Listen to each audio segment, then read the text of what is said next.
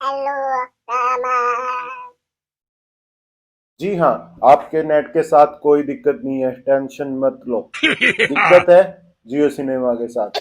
ओहो ओहो, सॉरी, माफ कीजिएगा, फ्री के जियो सिनेमा के साथ। मिस्टर अंबानी जी, 100-200 रुपए हमसे ले लो, मेरे पास तो पैसे भी नहीं है। 100 रुपया महीना देने में लोगों की गांड फट जा रही है और कहते हैं हम मर्द हैं।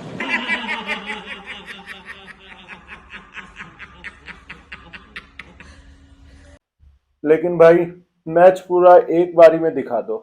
कभी मैच रुक जाता है, कभी आपकी कमेंटेटरी की आवाज चली जाती है, कभी ये होता है, कभी वो होता है। खैर छोड़िए इन सब बातों को। आप देख रहे हैं मैच की कहानी मेरी जुबानी बाय रमन चाहर। और आज तो मैच की कहानी नहीं, आज होने वाली है दिन की कहानी, क्योंकि कल था डबल हेडर। और डबल हेडर का पहला मैच था पंजाब और कोलकाता के खिलाफ। अब आती है टॉस की बारी। हमारे शिखर पाजी आते हैं मुस्कुराते हुए और टॉस हार जाते हैं। कोलकाता के नीतीश राणा सोच के आए थे, चाहे कुछ हो, कंडीशन वगैरह से मुझे नहीं पड़ता घंटा फर्क, मैंने करनी है यहाँ पे बॉलिंग। और शिखर पाजी की टीम आ जाती है बैटिंग करने। यहाँ पर परब सिमरन सिंह उतरते हैं शिखर के साथ ओपनिंग के लिए। परब सिमरन सिंह एक दो बेहतरीन लाजवाब शॉट दिखाते हैं, देख के मजा ही आ जाता है। फिर टीम साउदी की एक वाइड सी जाने वाली गेंद को छेड़ देते हैं और चलते बनते हैं। उसके बाद आते हैं भानु का राजा पक्ष। भानु का राजा पक्ष बताते हैं कि यहाँ पर किसका राज होने वाला है। और ये चौके ये छक्के जबरदस्त बैटिंग करने लगते हैं। उस तरफ से फिर शिखर पाजी भी मूड में आ जाते हैं, ये मस्त चौके लगाते हैं, कभी ऑफ से, कभी लेग साइड से, कभी कहीं से, कभी कहीं से। भानु का राजा पक्ष और शिखर धवन लगा रहे होते हैं केकेआर की वाट। लेकिन फिर 10.6 ओवर में रन हो जाते हैं 109। और यहाँ पर मिलता है भानु का राजा पक्ष की 50 होने के बाद पंजाब को दूसरा झटका। उसके बाद आते हैं जितेश शर्मा। जितेश शर्मा भी आते ही ये चौके ये छक्के और एक वक्त लग रहा होता है आज तो बनने वाले हैं भाई 220-30 रन आराम से। लेकिन फिर जितेश शर्मा को चलता कर देते हैं साउदी, आप भी हो जाओ बाय बाय यहां से। उसके बाद अगले ही ओवर में शिखर धवन भी चले जाते हैं। अब यहाँ पर टीम लगता है कि 180 भी नहीं पकड़ पाएगी। फिर यहाँ पर आते हैं सिकंदर राजा, जिम्बाब्वे से आए हुए राजा राजा। अब राजा यहाँ पर आते हैं और सैम करन के साथ संभालते हैं जिम्मा बैटिंग का और कुछ बेहतरीन शॉट लगाते हैं। और टीम का स्कोर शाहरुख खान के दो चौकों की मदद से पहुंच जाता है 191 पे 5। अब 191 रन बनाने हैं केकेआर को बराबरी के लिए, 192 जीत के लिए। लेकिन एक और नई बाधा अब हो जाती है, फ्लड लाइट्स नहीं चलती। लाइट का है भाई, लाइट ही नहीं है। ये आईपीएल हो रहा है, पीएसएल हो रही है या मजाक हो रहा है? मैच में लाइट नहीं है, टेलीकास्ट में आवाज नहीं है, शर्म करो भाई आईपीएल, ये उम्मीद नहीं थी आपसे। उसके बाद जैसे तैसे मैच शुरू होता है। कोलकाता के लिए ओपनिंग करने आते हैं मनदीप सिंह और रहमानुल्लाह गुरबाज। और अर्शदीप सिंह अपने पहले ही ओवर में आते हैं और मनदीप को कर देते हैं चलता टाटा बाय बाय। उसके बाद आज तो कोलकाता ने गोली खा के आई थी कि हमने कुछ ऐसा करना है कि सभी को चौंका देंगे। पहले तो इन्होंने वेंकटेश अय्यर को प्लेइंग 11 में नहीं रखा। ये सोच रहे थे इसे इम्पैक्ट प्लेयर लेके आएंगे, सब चौंक जाएंगे, अरे बाबा ये क्या हुआ। लेकिन सबको पता है भाई, अगर तुम उसे प्लेइंग 11 में नहीं खिला रहे तो इम्पैक्ट प्लेयर लेके आओगे, इसमें कुछ नया नहीं कर लोगे तो। लेकिन ये सोच के आए थे नया हम करके ही मानेंगे। नंबर 3 पर उतार देते हैं अंकुल रॉय को। अंकुल रॉय आते ही एक बेहतरीन चौका लगाते हैं। युवा बल्लेबाज है, खून गर्म है। लेकिन अर्शदीप बताते हैं कि गर्म खून को ठंडा करना मुझे अच्छे से आता है। और यहाँ पर उनको भी चलता कर देते हैं। अब 2 विकेट गिर के आ जाती है संकट में। अब ये उतारते हैं अपने इम्पैक्ट प्लेयर वेंकटेश अय्यर को। उधर रहमानुल्लाह गुरबाज एक बेहतरीन 101 मीटर का छक्का लगाते हैं सैम करन को। और लगता है कि इनमें तो कुछ ज्यादा ही काबिलियत भरी पड़ी है। लेकिन जल्दबाजी के चक्कर में वो भी हो जाते हैं शिकार। नाथन एलिस की गेंद पर हो जाते हैं बोल्ड। उसके बाद टीम का स्कोर हो जाता है यहाँ पर 29 पे 3। अब टीम लग रहा है कि खतरे में है। लेकिन ऐसे जिन भी मैचेस में सब फेल होते हैं वहां पे चलते हैं रसल। अरे रसल पे आ गया, बीच के तो रह ही गया। रसल से पहले यहाँ पर वेंकटेश अय्यर और नीतीश राणा दोनों एक अच्छी पार्टनरशिप करते हैं। लेकिन जब बारी होती है रन रेट बढ़ाने की तो नीतीश राणा फिर से आउट हो जाते हैं। सिकंदर राजा जो कि अपना ड्रीम डेब्यू कर रहे हैं यहाँ पर, पहले तो लगता है कि ओवर में इतनी प्रकार की गेंद फेंक दो, कभी केदार जाधव बन जाते हैं, कभी सुनील नरेन बन जाते हैं, कभी कुलदीप यादव बन जाते हैं, पता ही नहीं भाई क्या करना चाह रहे हैं। लेकिन यहाँ पर एक बेकार सी बॉल पे उन्हें नीतीश राणा का विकेट मिल ही जाता है और यहाँ पर राजा काफी खुश हो जाते हैं। उसके बाद आते हैं रिंकू सिंह। रिंकू सिंह पता नहीं क्या सोच के आए थे। रिंकू भाई तुम रिंकू हो, रसल नहीं। आते ही एक बॉल खेलते हैं, अगली पे छक्का मारने लग जाते हैं और यहाँ पर रिंकू भी हो जाते हैं आउट। टीम का स्कोर हो जाता है 10.1 ओवर के बाद 80 पे 5। अब टीम को यहाँ पे चाहिए लगभग 12 रन प्रति ओवर और सारी जिम्मेवारी आ जाती है रसल के कंधों पर।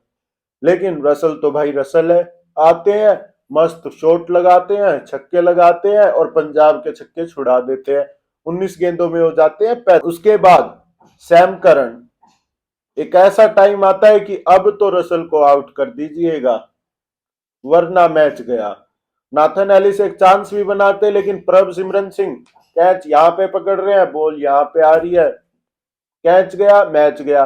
लेकिन सैम करन ने कहा अभी रुको जरा और रसल को कर देते हैं आउट और पीछे हो रही होती है हल्की हल्की बूंदाबांदी। लेकिन एम्पायर यहाँ पे मैच बंद नहीं करता, एम्पायर मैच को चलने देता है। अब बात आती है वेंकटेश अय्यर और शार्दुल ठाकुर के कंधों पर। शार्दुल भी आते ही पहली गेंद पर छक्का लगा देते हैं लेकिन उस तरफ अब वेंकटेश अय्यर आउट हो जाते हैं। मैच लगता है ये लेंगे तो वहां पर ये हो जाता है, वो करेंगे तो वो हो जाता है। अरे भाई वेंकटेश अय्यर के बाद लगता है अब तो मैच पंजाब का ही होगा, लेकिन सुनील नरेन आते हैं, एक छक्का लगाते हैं और उम्मीद फिर से जग जाती है। लेकिन यहाँ पर उम्मीदों को लगा लो पूर्ण विराम, क्योंकि बारिश ने लगा दिया मैच को पूर्ण विराम और पहला मैच यहीं पे बंद हो जाता है। पंजाब की टीम डेकवर्थ लुइस से 7 रन से जीत जाती है। कलकत्ता वाले भीगते भीगते अपने कलकत्ता शहर वापस चले जाओ, यहाँ पे तुम्हारी खिचड़ी नहीं गलने वाली। अब बात करते हैं दूसरे मैच की। दूसरा मैच यहाँ पर होता है एलएसजी वर्सेस डीसी, आस पड़ोस के लोगों का मैच होता है। दिल्ली बनाम लखनऊ, लखनऊ में है आप मुस्कुराइएगा जरूर, तो मुस्कुराते हुए करते हैं शुरू। और यहाँ पर दिल्ली में टॉस जीतती है और लखनऊ को कहती है आप करिए पहले बल्लेबाजी। और दिल्ली के यहाँ पर फास्ट बॉलर जो कि सारे के सारे घरेलू हैं, घरेलू परिस्थितियों का जबरदस्त फायदा उठाते हैं और पहले 6 ओवर में तो लगता है कि जैसे किसी को कुछ पता ही नहीं चल रहा, या चेतन सकर या केएल राहुल को चलता कर देते हैं। कायल मेयर्स की बैट से बॉल नहीं भिड़ रही, जबरदस्त बॉलिंग हो रही है।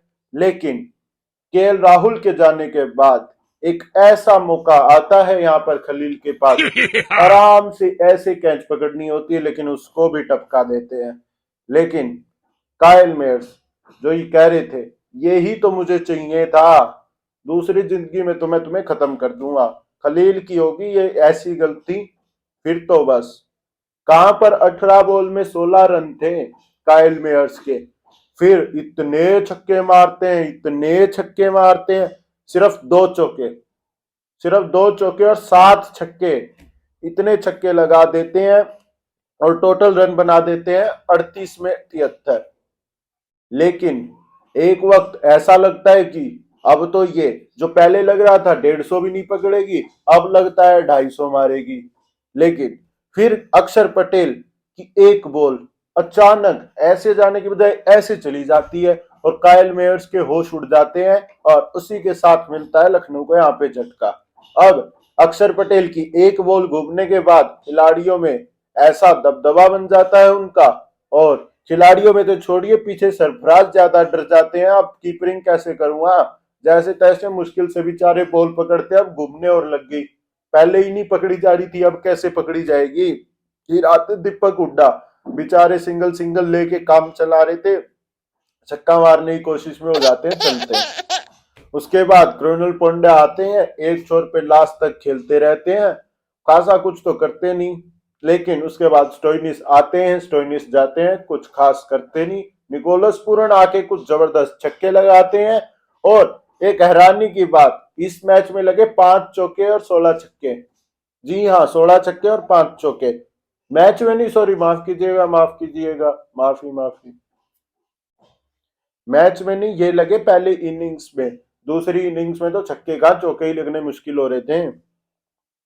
और टीम ने यहाँ पर आयुष बडोनी आते हैं, आखिरी ओवर में 2 छक्के लगाते हैं, इतने मस्त मस्त शॉट लगाते हैं, लेकिन 19.5वीं बॉल पर वो आउट हो जाते हैं। और टीम यहाँ पर एक बॉल बची होती है, लेकिन गौतम गंभीर सोचते हैं नहीं, हम तो इम्पैक्ट प्लेयर यहीं पे यूज करेंगे और चाहे कितना ही टाइम वेस्ट हो।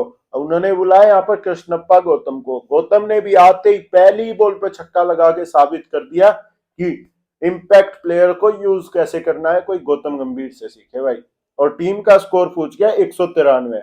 अब बारी आती है दिल्ली की। दिल्ली के लिए आते हैं पॉकेट डायनेमो पृथ्वी शॉ और दूसरे पॉकेट डायनेमो डेविड वार्नर। दोनों छोटे छोटे हाइट के हैं, लेकिन काम बड़े बड़े कर जाते हैं।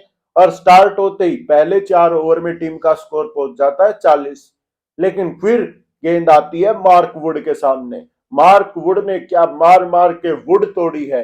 पहले ही अपने ओवर में पृथ्वी शॉ को क्लीन बोल्ड कर दिया। इन स्विंग, बल्ले और पैड में इतना गैप, ये तो पुरानी कहानी है पृथ्वी शॉ की। उसके बाद बारी आती है मिशेल मार्श की, उन्हें भी पहली गेंद पर चलता कर दिया। फिर आते हैं सरफराज। सरफराज तो बेचारे इतने डर डर के खेल रहे थे कि पता नहीं क्या आ गया हो। उन्हें भी एक शॉर्ट पिच बाउंसर मारते हैं और उन्हें भी चलता कर देते हैं। दिल्ली की कहानी तो यहीं पे लगभग खत्म हो गई थी।